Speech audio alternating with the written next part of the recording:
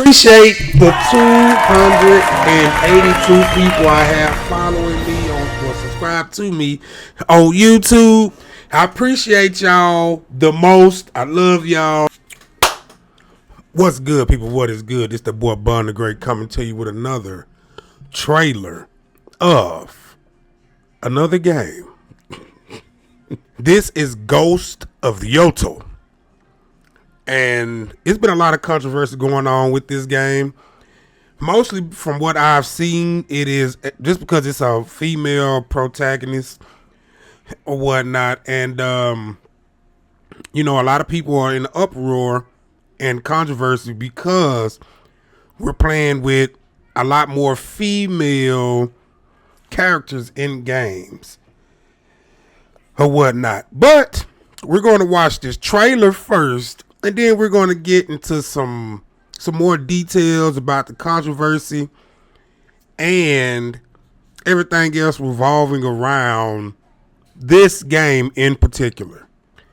So, without further ado, let's get into it.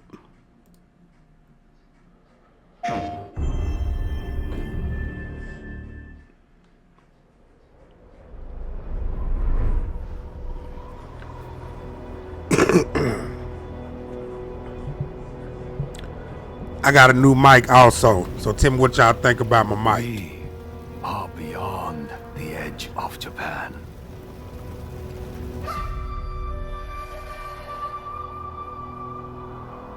People come north to disappear.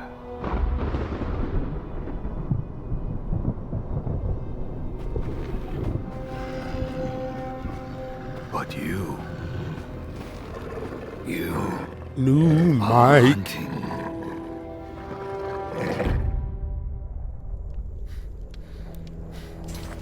And now, every Ronin here is after you.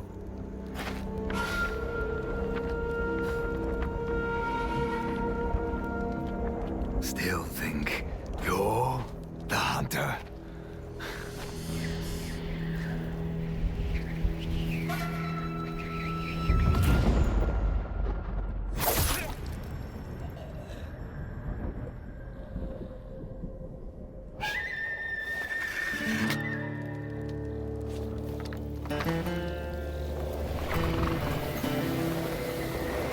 That wind. Got that wind again. Sliced him left.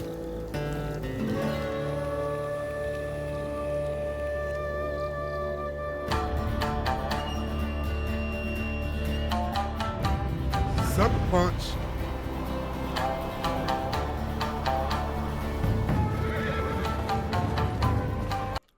So if y'all don't know, Sucker Punch really does make a lot of good games or whatnot. It made the last Ghost, and from the other previous titles, from what I've seen, they have made good games. Because these are not the only games they have made.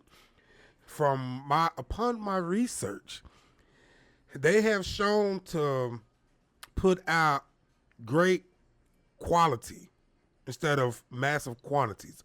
So everybody know the terms with that. You know what I'm saying? If you take your time to make a game, even though Ghost of Tsushima was made 4 years ago, and they coming out with this game, and this game supposed to release next year. So we should see how good it is, because just by looking at this little stop frame right here, you still got somewhat of the same concept, right? As far as the open world space and the wind guiding you with the beautiful background. Okay, let's keep going.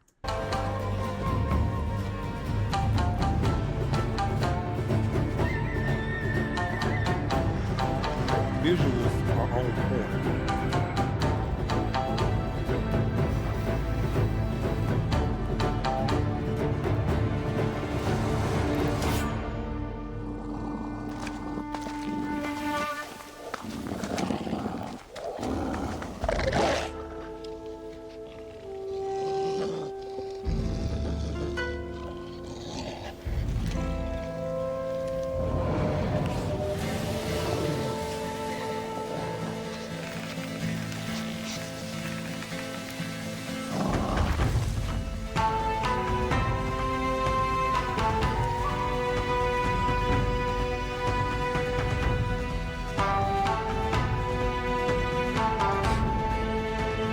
Castle of Yotei.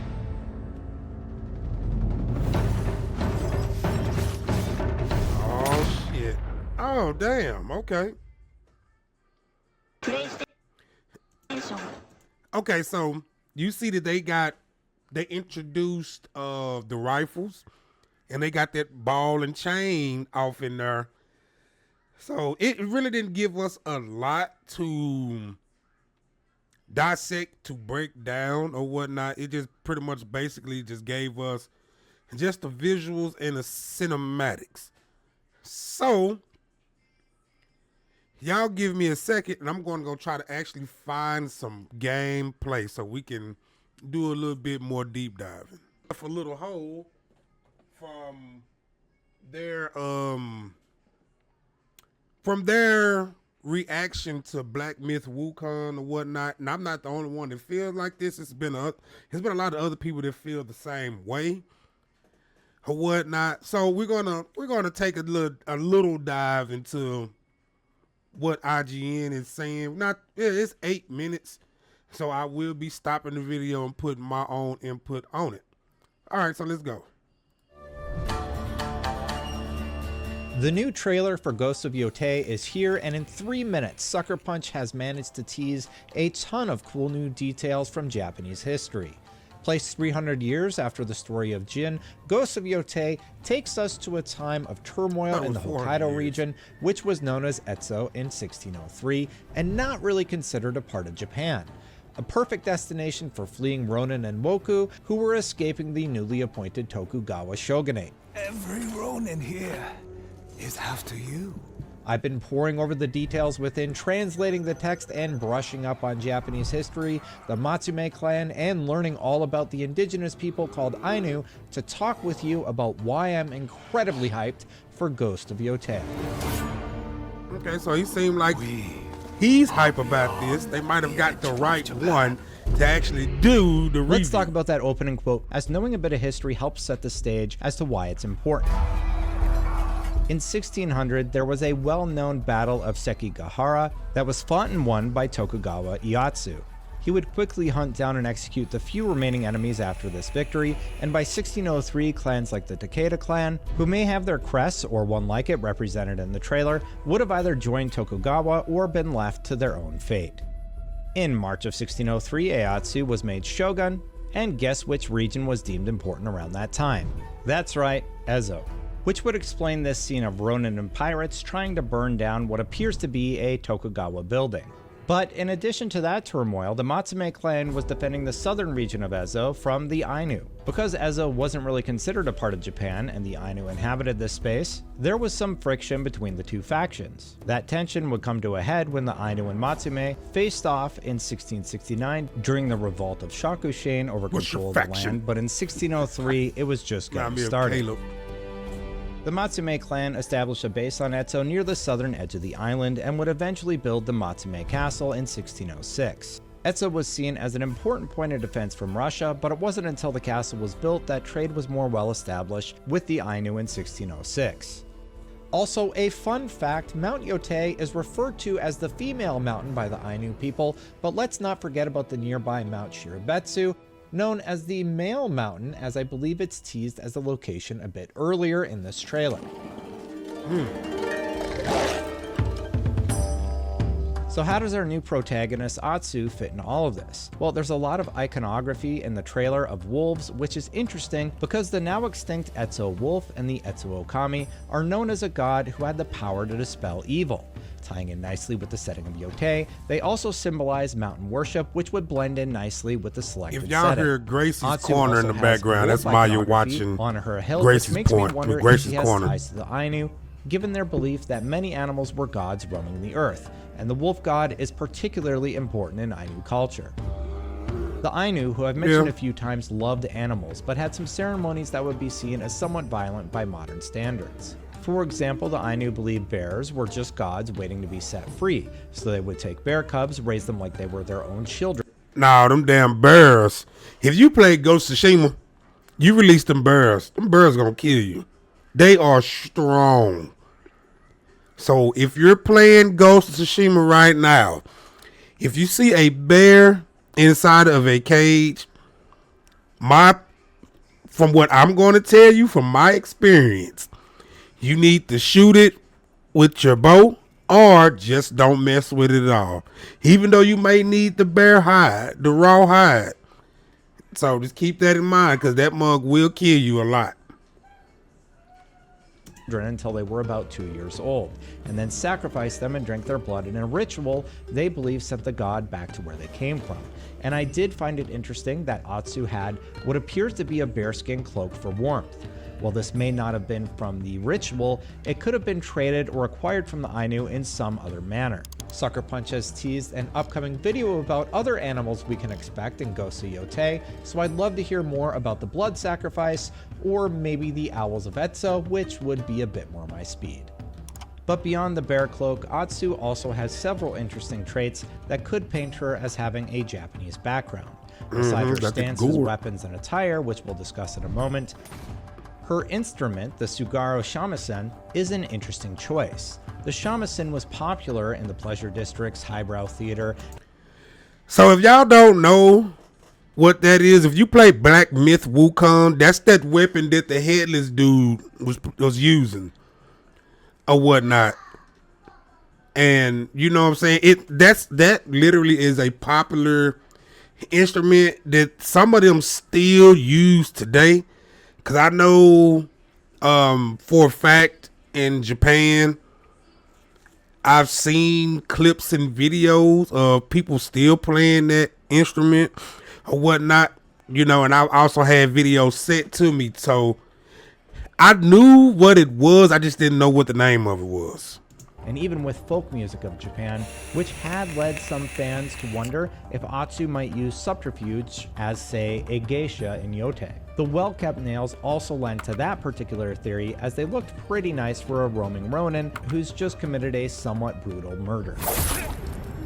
Regardless, the shamisen was an interesting choice, and while it has been depicted as a weapon in some Japanese cinema, chances are it'll instead act as a replacement for Jin Shakuhachi. Yeah. True. Japanese attire included a ghost mask that had been repaired with a technique known as kintsugi. Kintsugi is the practice of fixing a break using a lacquer mixed with gold, and it was a very popular repair method of the time. The gold repair hints at the history of the item and was seen as beautiful by collectors, as it hinted at a past. All this makes me wonder what story the mask is telling, or hiding. People come north to disappear. But you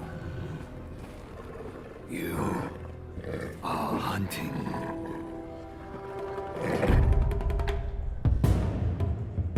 And that question leaves us wondering how Atsu became a wandering Onimusha warrior, which were basically the female version of a ronin. Of course, there have been many well-documented Onimusha throughout history because it was somewhat common to train women to defend their homes and children during times of unrest. And see, that's the crazy thing. And that's why I'm glad I had ran across this video right here. So I don't have to do a whole lot of deep diving in stuff, in which I may do one more or whatnot, because it's crazy to me that the Western culture, we pretty much telling other cultures, other countries, oh, that's not true. It was like this. It was like that.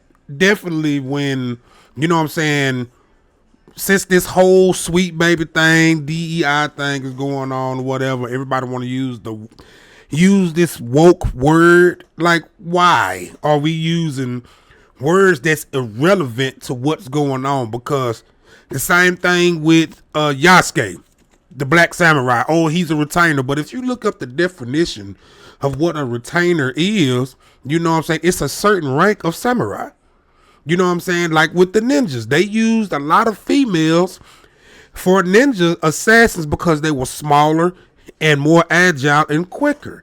Like I don't understand the whole controversy we have in this Western civilization to dictate what the hell is going on in other people's countries or whatnot. You know what I'm saying? Until I hear people from that culture have a problem with it, you know what I'm saying, it got to be more than just 2 or 3. You know what I'm saying? If I hear a uproar of a million, not a million, but 1,000 plus people get upset about this, you know what I'm saying? I'm not going to have no judgment of it at all, because at the end of the day, this character is a fictional character playing games, bro.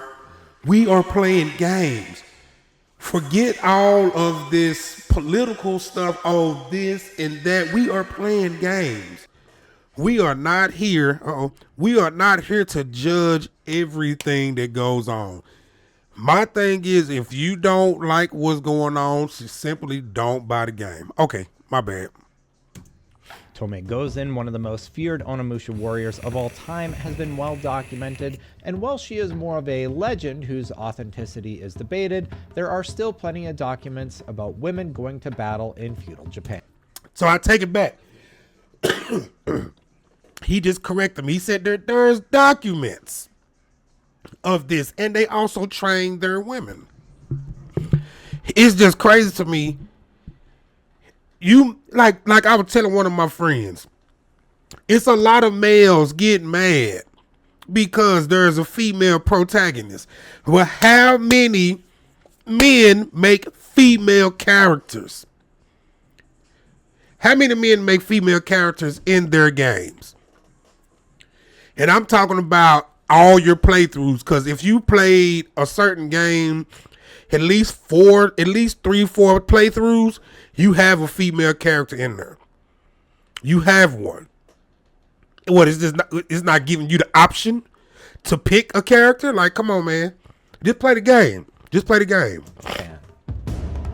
But for this time period, Yodo Dono stood out to me, as she has often been portrayed as against the Tokugawa shogunate. Yodo Dono was a concubine for Toyotomi Hideyoshi and gave him children. When Hideyoshi died in 1598, she was very powerful as the mother of Hideyoshi's children. It is said that she resisted the Tokugawa shogunate until she met her end in Osaka with her son. She's an interesting character of the time period who can make good inspiration for Atsu and has been portrayed many times in Japanese films, but I digress. The bigger question for Atsu is, why is she wanted? The sign we see in the trailer reads "Wanted List." We have 100 Ryo rewards for this woman's head. There are rumors that she was witnessed at Mount Yōtei, 28 or 29 years old. Ryo isn't the modern currency for Japan, but let's just say that's a large bounty, per our friends at IGN Japan. Why does she have a list of names on her waist? The list reads Demon, Fox, Dragon, Spider, Snake, and what looks like the family name Saito. Snake is crossed off with blood near the end of the trailer, but who sent her, or why is she on this quest? Still think you're the hunter? Is the final quote we hear before Atsu defeats her enemy, and it leaves me wondering, where did she get those toys?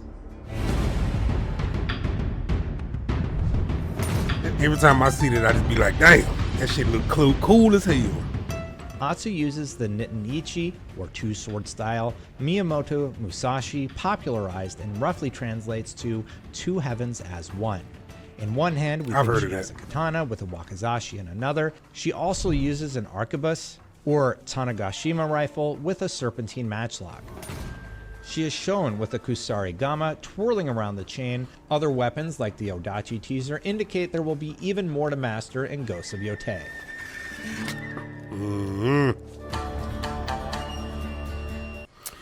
All right, so we gonna watch this one, because this is exactly what I was saying just a minute ago. And it's only 4 minutes. Just give me 4 more minutes of your time. 5 minutes. Ladies and gentlemen, the state of play just took place, and while we were getting slop like Horizon Zero Dawn Remastered shoved in our face, they ended on a good game. Ghost of Yotei. I'm sorry if I'm pronouncing the name wrong. I'm not well versed on Japanese regions and how to pronounce the names, but I think that's how it's pronounced, is Yotei. Yotei! The game looks amazing.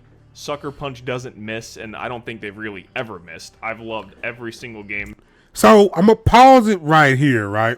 Because what I was saying previously about Sucker Punch, these are the games that they have created right here, and I guess I got the nick of picking the right video, because these are the games that they have created. Now, Only game I really know. Well, actually, I've played all these games except for the Rocket, Robot, and Wheels. I haven't played that, but I have played the Sly. I have played the Sly games. I played the Infamous game, and of course, I played the Ghost of Tsushima. I played that. But you know what I'm saying? They really have been making good games. But it's crazy. They started off on Nintendo 64, and then they worked their way to PlayStation. But anyway, they released as far back as like the PS2. So I think this game is going to be amazing. I loved the first Ghost of Tsushima, but the second I saw that there was a new character, because this game takes place 300 years after Ghost of Tsushima, there's new weapons and all that stuff, and you play as a new character, Atsu.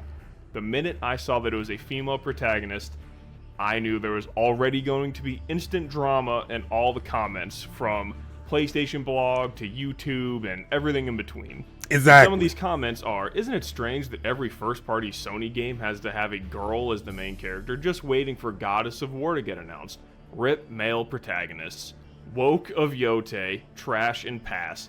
People are already jumping on the "this game is woke" bandwagon for no reason.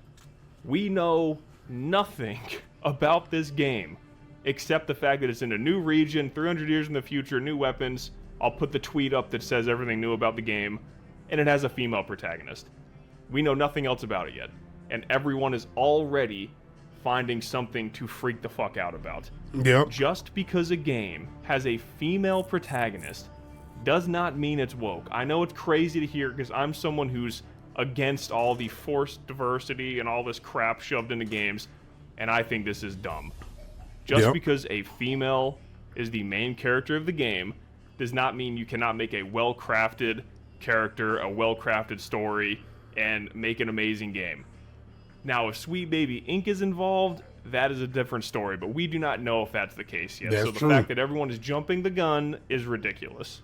And the fact that people are jumping the gun to this extent only hurts what you're trying to do. I know there's some people that are grifters and just make daily content talking about this, to, get views and all this stuff, or people just want to be mad about something. But if you're actually someone who gives a shit about, like, the DEI and all that stuff, you complaining about just a female protagonist in a game when there's literally nothing else woke about this. There's no confirmed connection to Sweet Baby Inc. at the time of recording this video. There's nothing. So the fact that there are already people bitching and moaning and complaining and calling it woke of Yotei hurts the cause that you have. This is stupid. Because when people see this, they say, oh, it's not anything about, force stuff like you see in Dragon Age, Veilguard, and all this stuff. It's people just have a problem with women. And I have to say, it is ridiculous. Like, these comments right now are ridiculous. Not every single character in a video game is going to be a white male protagonist. It is okay to have different characters of different ethnicities, different genders. It's all good. It's only when you can tell that it is forced. Like Concord, fucking Apex, and Overwatch. That shit is literally forced, because if you look at the description of these characters they have, it's crazy. It's crazy to me because I don't want to do it like that. I want to make it look, somewhat decent. Bless you. It's crazy for the simple fact that you have a description. Oh, this character is gay. This character is binary? Whatever the fuck that shit is. You know what I'm saying? Like, you forcing that shit on us. Hold on. You're forcing it at this point. And it's just crazy. Stop forcing stuff. You know what I'm saying? Just let stuff be how it's going to be. You know what I'm saying? Because it just does not make any sense to me. You're forcing your way into something that's going to actually eventually hurt you in the long run. And then at the end of the day, you're going to blame all the gamers, like how they were trying to blame all the male gamers for Black Myth Wukong for its success or whatnot, because of some journalists did a reaction to a game and didn't even get past chapter 2, in which at the time they only allowed you to play 2 chapters, but you were supposed to be actually diagnosing the game, trying to get the features, the details, the combat, the zoning of the game. But instead you want to bring up, oh, there's no females in here or no gay characters. Like, no, that's not. You got to think about the time that was in. That shit was not a thing or whatnot. You know what I'm saying? But I digress. You like it? I don't love it, but hey, you do your thing. And pandering. Nothing about this trailer said forced or pandering, and people trying to act like it is just so disingenuous. So let's wait to see actual news about this game. Let's wait to see if Sweet Baby Inc. is involved, because if they're not, the only question I have is, do I wait to play it on PC for the best experience, or would I just buy it for my PS5? Because again, Sucker Punch doesn't miss. I'm going to get it on Just because there's a PS5. female protagonist in a game does not mean the game is going to be woke or garbage or pandering. It's okay to have a female protagonist sometimes. It's all good. But that'll about wrap this video up. I just wanted to make a quick video because the comments did not disappoint. Like, there was one that said her secondary weapon is a frying pan. Pretty fucking funny, honestly. See, but that's besides crazy. those stupid comments that are obviously just jokes, seeing people jump to conclusions like this is just fucking sad to see. But this is probably going to be my last video for the next couple days, because I have a hurricane barreling towards me as we speak, so hopefully all good goes with that. And if you're in the much range prayer of the for you, hurricane, man. Hope you you're all make good. it Stay safely. safe out there. Hope Thank you you make for it the recent safe. support. Thank you for watching the videos, and until next video, I'll see you. Ladies and gentlemen, the state of... So I'm gonna put his link in the description as well. IGN, I'm pretty sure IGN is everywhere and whatnot. It's just, you know, we as a gaming community, man, it's like we're failing because we're letting. It's not that we are letting people come in and just fuck our stuff up. It's just the fact that they're trying to do too much. I'm not even gonna look at that because it don't make no sense. Uh-oh, what is this? I'm not even gonna do it. This video already too long. Already too long. So, what do y'all think about everything that's going on? Because I just think it's just ridiculous. Like, it's always somebody trying to push an agenda or whatnot, and I just feel like it's crazy work to do so. Like, why are we trying to push an agenda on certain things?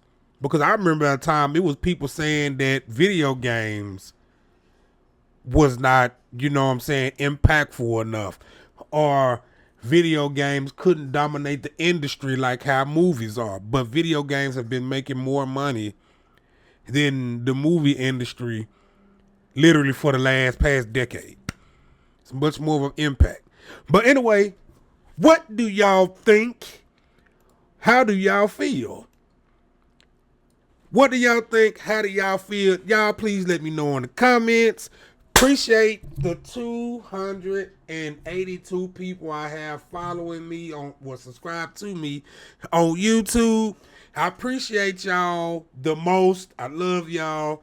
Y'all stay tuned because I got more stuff cooking and on the way. But make sure you keep your mind sharp. Make sure you're always trying to learn something, because pre-cal is kicking my ass, and that's my fault for not trying to be an aggressive learner. But until next time, this is Bun the Great, signing out.